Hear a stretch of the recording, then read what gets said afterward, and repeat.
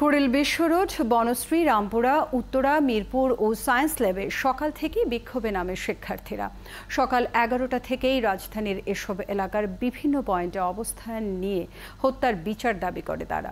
দাবি আদায় না হওয়া পর্যন্ত আন্দোলন চালিয়ে যাওয়ার ঘোষণা দেয় তারা। পরে বিকেল 3টায় শহীদ মিনারের পথে রওনা দেয় শিক্ষার্থীরা। ঝুমুর বাড়ির প্রতিবেদন।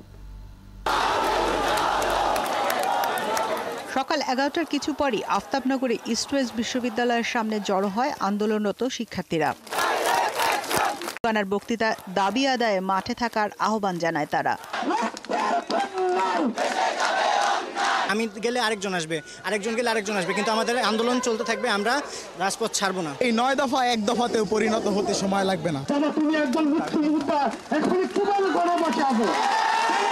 এ সময় ইস্ট ওয়েস্ট বিশ্ববিদ্যালয়ের সামনে থেকে সরে গিয়ে রামপুরা সড়কে অবস্থান নেয় পুলিশ কর্মকর্তারা জানান, সংঘর্ষ নয়, নিরাপত্তা দিতেই তারা ছাত্রদের পাশে আছেন। আমরা এখন নিরাপত্তা আছি, নিরাপত্তার প্রয়োজনে আমাদের যতটুকু মানুষের নিরাপত্তার প্রয়োজনে যেটা করার আমরা সেটা করব। বসুন্ধরা এলাকায় সড়কে অবস্থান নেয় আইইউবি, নর্থ সাউথ ও এআইইউবি সহ বেশ কিছু বিশ্ববিদ্যালয়ের শিক্ষার্থীরা।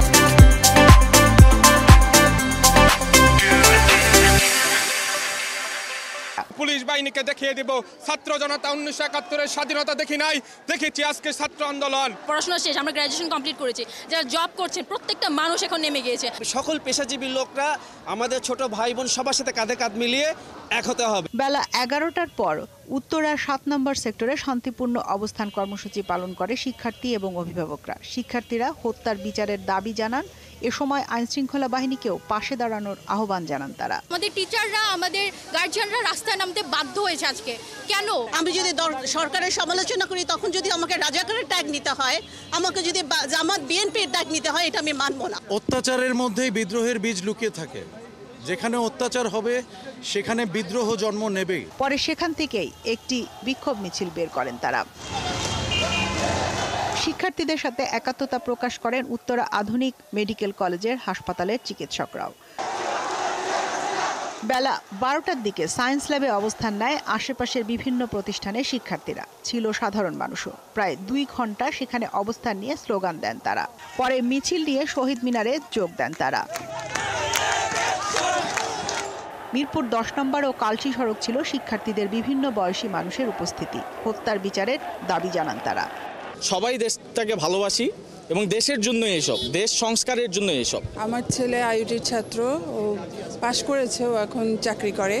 ওর বন্ধু ছিল তানভীন। ও মারা যাওয়ার পর থেকে আমি আর খেতে পারি না, ঘুমাতে পারি না। আমাদের দাবি নিয়েই নেমেছি রাস্তায়, এখন সরকারের বাকিটা করার। যখন আমাদের দাবি না মিটবে আমরা রাজপথ ছাড়বো না। এ সময় কয়েক ঘন্টার জন্য অবরুদ্ধ ছিল মিরপুর 10 নম্বর গোল চত্বর। ঝুমুর বাড়ি, 71, ঢাকা।